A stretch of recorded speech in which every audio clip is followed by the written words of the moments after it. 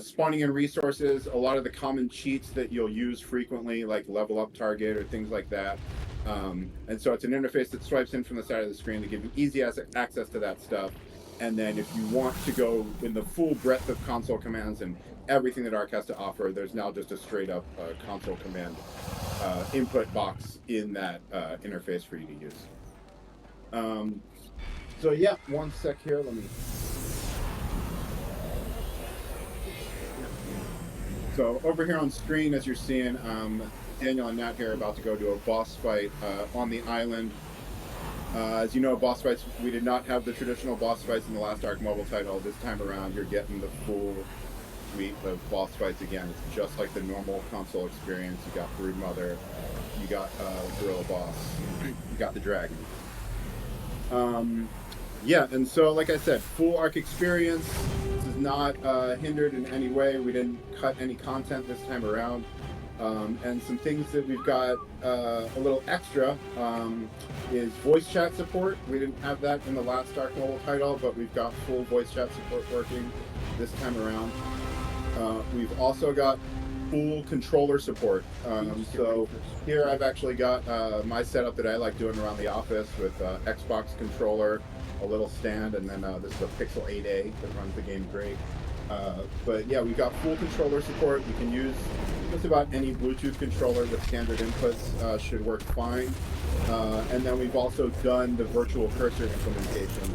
So if you've played our version of Arc on Switch, or if you've played Survival Ascended on PS5 or Series X, or even PC with a controller connected, you'll know that you can use one of the joysticks to navigate a virtual cursor around the screen when you're managing your inventory and stuff like that. And we've brought that over to this version as well, if you're using a controller with the game. Obviously, if you don't have a controller pad, you're just using touch, then that's irrelevant. Some other things we've done is we brought over some of the cryopod balance changes from ASA into our port here.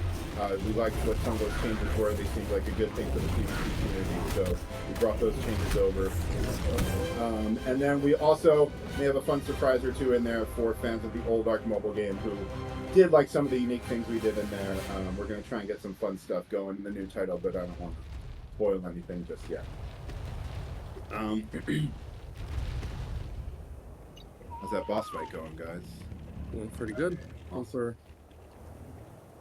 so we're going to show you all some Scorched Earth. Yeah, we're going to switch over to Scorched in just a minute here and show you all some footage of Scorched running on these mobile devices. And while we get to that, I'm going to talk to y'all about some device requirements, because this is another big question that we've gotten a lot, is what devices can actually run this new game. I mean, as you can see, it's pretty graphically intensive, and you are going to need a newer device that can handle running this game. On the iOS side of things, that means any device that runs iOS 18. So you probably already know if your device can run it at this point, because iOS 18 has been released for iOS devices. But if you need to look that up, you can just Google iOS 18. Apple's got an article and a nice graphic that shows a list of all the iPhones and iPads that can update to iOS 18. And if your phone can handle it, it can install iOS 18, then you can run this game. Older